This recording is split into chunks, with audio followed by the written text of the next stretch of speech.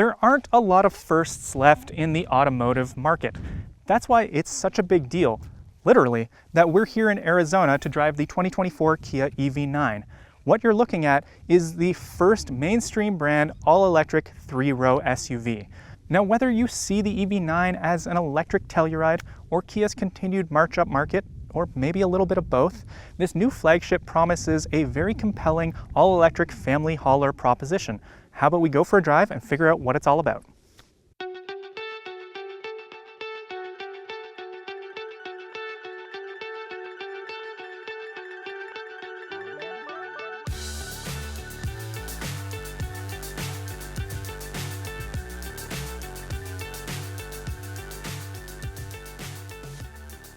Now, the styling is a home run as far as I'm concerned. A more angular take on the Telluride's proportions, the EV9 forges a new look for the brand that is strong, confident, and super modern.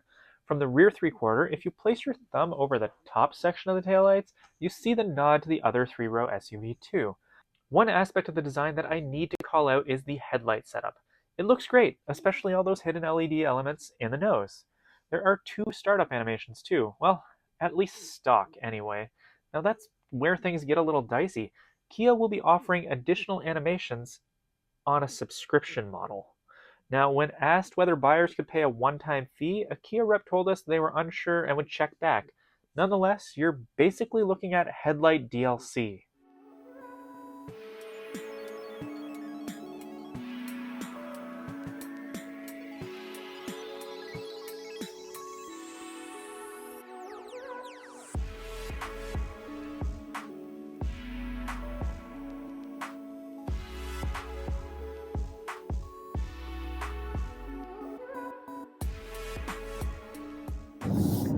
So, out on the road, the EV9 comes in two powertrain configurations. You have a rear drive model that is available with one of two battery capacities.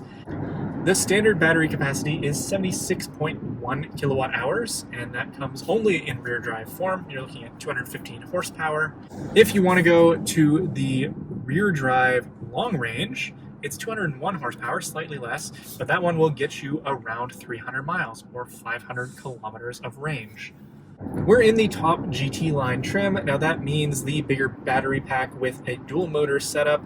We're looking at 435 kilometers of range. I could tell you miles, but we're driving Canadian spec cars, so I'm going to skip that. I'll add it in later. Horsepower is 379, which means with the death of the Stinger, this is the most powerful Kia that you can buy.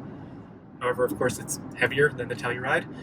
In terms of on-the-road feel, it is, well, very quiet, as you'd expect of an EV. There's a fair amount of road noise, but nothing that seems unusual for an SUV of this size. There's not a lot of wind noise because even though this thing is much bigger than the EV6, it has the same coefficient of drag. It's quick off the line, not uncomfortably so, but noticeable amounts. Steering is, well, as you'd expect of a big three-row. It's just calm and consistent. There's a light weight to the steering. It's easy to drive in the city, and it's pretty smooth on the highway. The EV9's cabin is a comfy place to spend time. The front seats are supportive and, on this top trim, boast a full recline feature that Kia says should make charging waits a snooze. They feature cutouts in the headrests that look cool and allow for just a bit of natural ventilation. Of course, there is powered ventilation along with heating as well. Right, so while I am happy that there isn't really any piano black within the EV9 interior, there is quite a lot of what we're going to call piano gray over on the door panels, which, I guess it's an improvement? I don't know, it's still pretty smudge happy. There's also some recyclable material up on the A-pillars and on the headliner, which has a consistency that's somewhere between felt and cotton candy. I don't hate it, but it's different, and it feels a little strange on first touch. Still, there's a good amount of traditional and haptic controls, and the center console provides plenty of storage opportunities, including a pull-out section for second-row folks. Speaking of the rest of the cabin, the EV9 doesn't offer any substantial increases in space over the Telluride, despite the additional 8 inches of wheelbase. There's more headroom in the back, but on paper there's little between those two. Now that being said, the seats are more comfortable than the last Telluride we tested, and in both the second and third rows. This GT line trim offers power folding seats too, though I warn you they are slow in operation.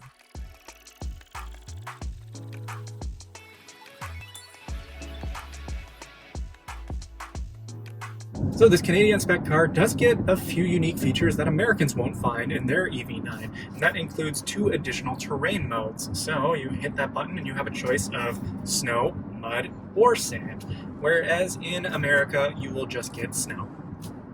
The EV9 debuts the CCNC infotainment system for Kia, the one that's slowly spreading across the Hyundai Motor Group. It's generally pretty good, as the 12.3-inch central screen is sharp and quick in responses. Finally, Apple CarPlay and Android Auto are wireless all the time, too. My one complaint is that there are just too many submenus to dive through in this setup, though. Even the base EV9 comes with Kia's Smooth Highway Drive Assist 2, plus the typical gaggle of driver's assists.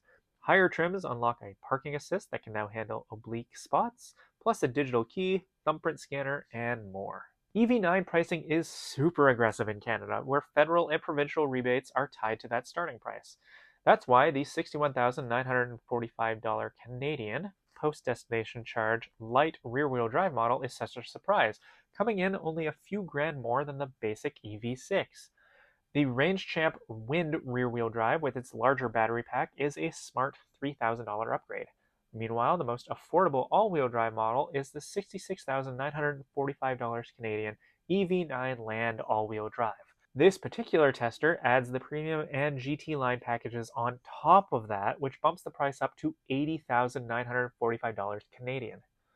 Now, America's EV9 lineup is broadly similar, starting with the $57,395 light rear-wheel drive. But a GT line like this, you're looking at $75,395.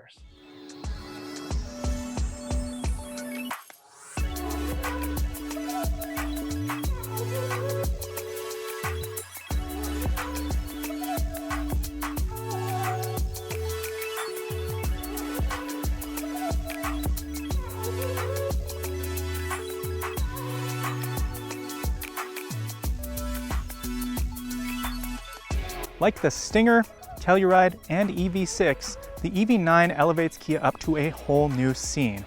Now, the move to electrification hasn't really unlocked a whole lot of extra space versus the Telluride, but nonetheless, the EV9 is very smooth, it's composed, and it's chock full of really clever family-oriented details. Now that this is first on the market, it's time for everyone else to start playing catch-up.